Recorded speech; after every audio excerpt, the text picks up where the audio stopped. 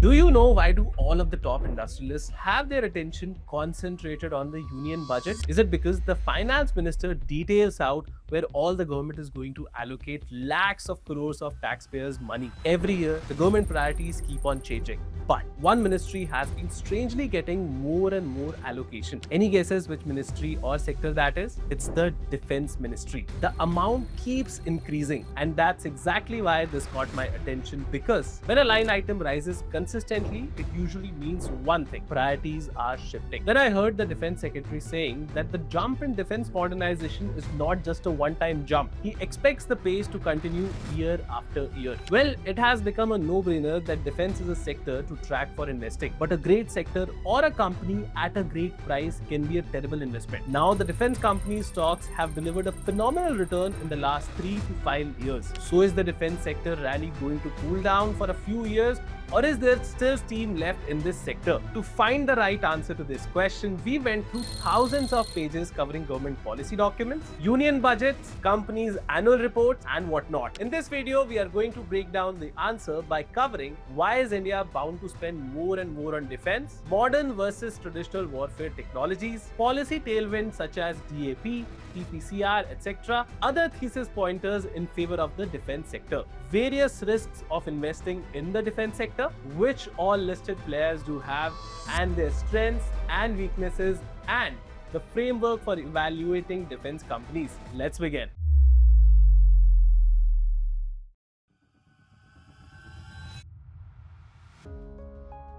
India has troubled relationship with almost all its neighbors, and some are extremely troublesome. Well, you know who they are. Pakistan and China have long been foes, while the relationship with Bangladesh turned sour when Sheikh Hasina was overthrown. Pakistan. Talking about the recent past, India gave retaliatory responses to terrorist attacks on its army men and civilians. This hasn't happened just once, but thrice. We saw this in 2016 after the Uri attack. In 2019, the Balakot airstrikes were launched in response to the Pulwama bombing on our army men. And even in the first half of 2025, when civilians were killed in Pahalgam, this time we were almost on the verge of a war. But this is not just a recent phenomenon. India and Pakistan have fought 4 wars since independence: 1948, 1965, 1971, and the Kargil War in 1999. And apart from these high-intensity clashes and wars, ceasefire violations have been pretty common on the borders. That's why surveillance is not occasional, it has to be always on, real-time and with instant responses always. And it's not just about these clashes. Pakistan may not have invested a lot in education or industries, but they surely have great defense capabilities. India has to always be ready to counter them by spending more and more on its defense readiness. China threat. On the northern front, China is a very different challenge. The Doklam standoff in 2017 and the Galwan clash in 2020 give a very clear pattern. Friction can spike with a little notice. Even despite the patrolling agreement, China has remained forward deployed. And not just this, China, the world's second largest economic power, and Pakistan have friendly ties. I know, you must be already aware of this, but it was important to tell you this before I reveal the much bigger risk that India has. It is from the side of the Indian Ocean. China has started acquiring ports in the Indian Ocean and building the ports with ships, submarines, anti-submarine systems, radars, and coastal assets. This creates a structural, long-term need for surveillance, naval modernization, and maritime deterrence on India's side. Last, India is a rising power. Okay, but how is this a bad thing? Why do we need to have more weapons if we start making more money? For a growing nation, defense is not just about survival, it is also a tool of strategic influence. As you grow, your enemies keep a watch on you. They may not want you to succeed. If you are eating into their growth, they might find ways to stop you from doing that. Protecting trade routes, overseas assets, and regional credibility requires sustained investment, including in the country's defense. Okay, a lot of geopolitical gyan. Let us now get to the story that the numbers are projecting.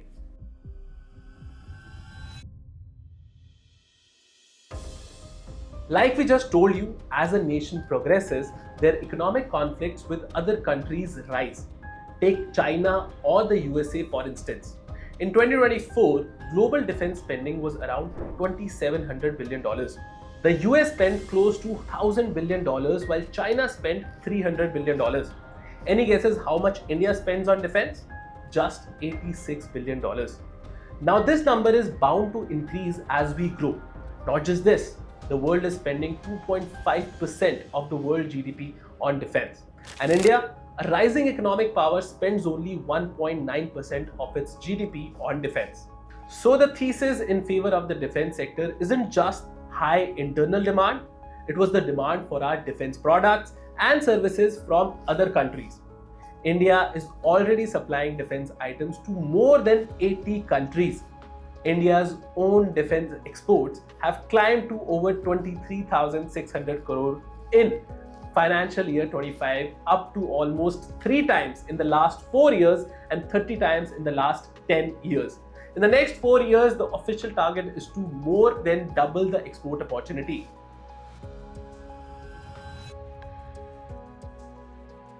Over time, the wars have evolved. They are no longer just about tanks rolling in, the warships and the fighter jets dominating the skies.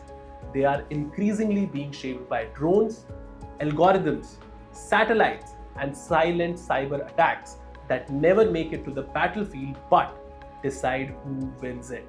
Traditional warfare, modern warfare, tanks, fighter jets, ships and submarines, ballistic missiles, drones, swarm drones, unmanned underwater vessels, hypersonic missiles, electronic warfare, radar evasion tech. But research and development of these technologies require a lot of investment. As a step in the direction towards solving this problem, the government has more than doubled the budget for TPCR in 2025 from 2018. But what is TPCR? It stands for Technology Perspective and Capability Roadmap. It essentially lays down an insight into the Indian Armed Forces' future capability requirements from a technological standpoint. It was first introduced in 2013 and then in 2018, and the third and the latest edition in 2025. There was something extremely interesting that was announced in this edition of TPCR. It was the focus on cyber systems, electronics, and electronic warfare. 49% of the projects which India is planning to invest come under this category. This alone shows how sharply the center of gravity has shifted. India's unique security situation and modernization needs demand a structured approach. And another big policy step in that direction is DAP 2020. The Defense Acquisition Procedure is the end-to-end rulebook that lays down how India's armed forces will procure equipment, systems, and platforms.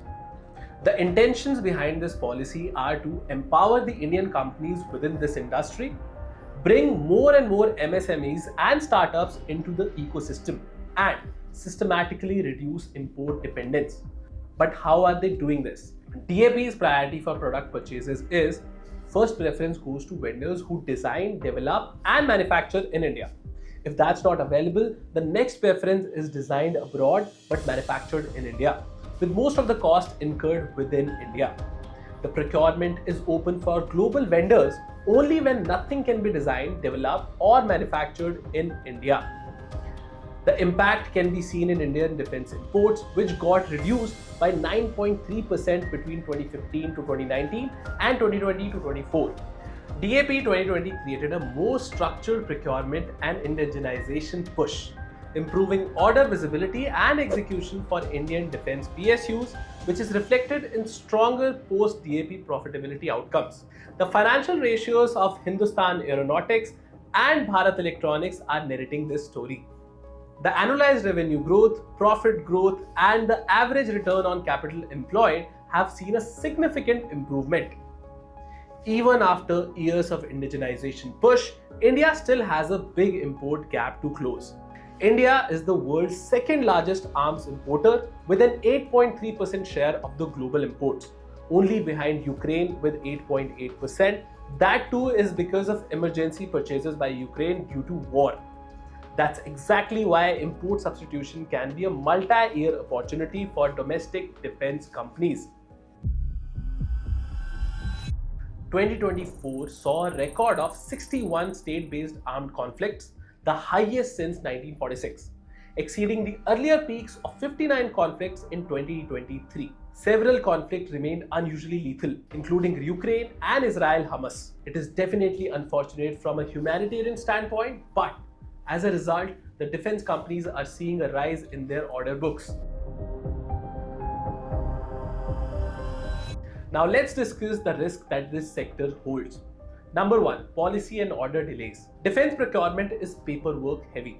A single pending approval can push projects back by months. Even the Defense Secretary Rajesh Kumar Singh has said that certain companies have a tendency to overpromise and underdeliver when it comes to defense equipment. Number 2, execution risk. Delays in delivery or performance slippages can trigger penalties, erode margins, and hurt profitability. Under the Defense Procurement Manual, delayed delivery can attract liquidated damages up to 10% of contract value in case of delay. Third, delay in cash flows. Cash matters in every business, but in defense, it is even tougher because payments are milestone based. That means receivables can stay stuck for long periods and cash flows can be uneven. In some cases, the payment cycle can go up to 365 days. So your money can remain blocked for over a year and customers may pay only after 12 months. Number 4, regulatory legislative changes. Another risk in the defense sector is inspection and audit. In India, agencies like the Directorate General of Quality Assurance check whether parts meet strict standards before they are accepted. If even one component fails or a specification is missed, it can lead to rework, retesting, and fresh approvals, which can cause shipment holds, delivery delays, and delayed payments. 5. India's low spending on R&D as a percentage of GDP across countries. Another risk is less modernization by Indian companies. India's R&D intensity remains structurally low. As per the latest data available, India's gross expenditure on R&D stayed broadly within the 0.6 to 0.7% from 2018 to 2021. This is also driven by low private sector participation. Industry contributes only 36% of R&D expenditure versus more than 70% in countries like China, South Korea, and the US, leaving India below the global average on R&D intensity. That's why defense modernization cannot rely only on domestic R&D spending. It also needs technology partnerships and manufacturing scale. And this is where FDI becomes a capability lever for R&D. In 2020, India increased the FDI limit in the defense sector from 49% to 74% through the automatic route. This is meant to pull global defense manufacturers into India, not just to sell products, but to set up manufacturing, share know-how, build local supply chain, and transfer technology so that Indian companies can gradually move from assemble and supply to design, build, and export. 6th, defense is a lumpy business. One big order can spike earnings, one delay can flatten them. For example, more lumpy businesses include shipbuilding yards, aircraft, helicopter manufacturers, and missile platform weapon makers. Orders in such businesses may be heavy when they come, but the businesses see low order visibility for years. Even deliveries get recognized in phases. Less lumpy businesses include defense electronics, system integrators, and repair, overhaul heavy marine players. As a wider product basket and upgrades create a steadier flow. Now let us talk about the listed players in this market by their product categories. First comes weapons. These are the companies that build complete fighter jets, helicopters, missiles, warships, tanks, radars, artillery system, UAVs, and more such products. They handle full system design, integration, testing, certification, and delivery. Key names include Hindustan Aeronautics that manufactures aircrafts and helicopters, Mazagon Dock, GRSE, and Cochin Shipyard.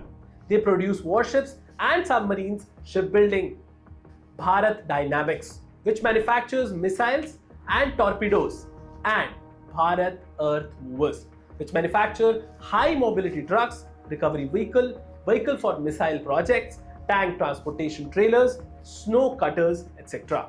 Next are the system integrators. These companies assemble major subsystems such as avionic suits, missile guidance units, naval combat management systems, fire control radars, and propulsion integration. Their job is to integrate modules, conduct testing and qualification, and ensure that each subsystem works seamlessly with the main platform. They sit just below the weapons but still operate at a high technological complexity. Key names include BEL, that manufactures missile and radar, Data Patterns, which produces defense electronics, third, Zen Technologies, which produces anti-drone systems. Number 4, Bharat Forge, which makes land system integrators. Then come the subsystem manufacturers. This layer builds specialized building blocks without which the platform simply cannot function.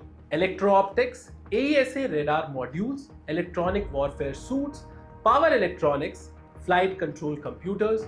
Key names include Paras Defense, which produces remotely controlled weaponized station, Astra Microwave, which produces radar subsystems. Last come the component manufacturers, R&D and technology providers, and MRO and lifecycle support players, all of whom keep platforms battle ready across their entire service life.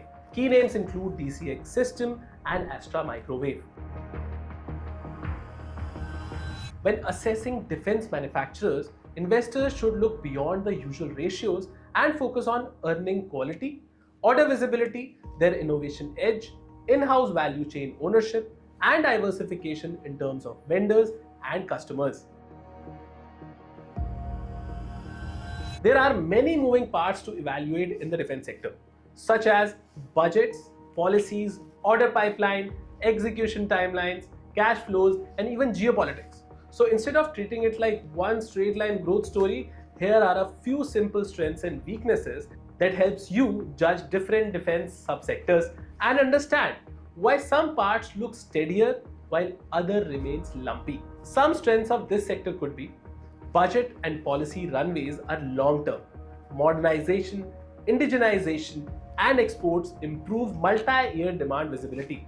Governments focus on import substitution. Orders can convert into sharp revenue jumps once execution starts. Exports add a second growth engine beyond domestic procurement. Capability modes can compound, such as design, integration, and certifications.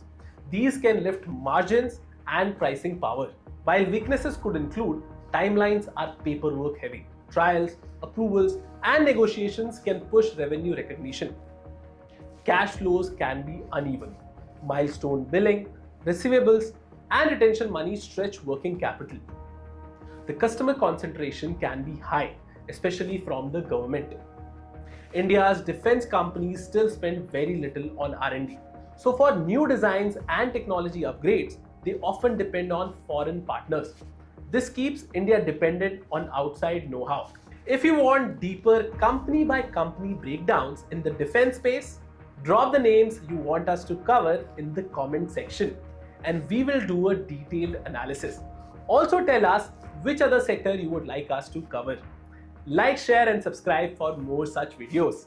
Thank you for watching.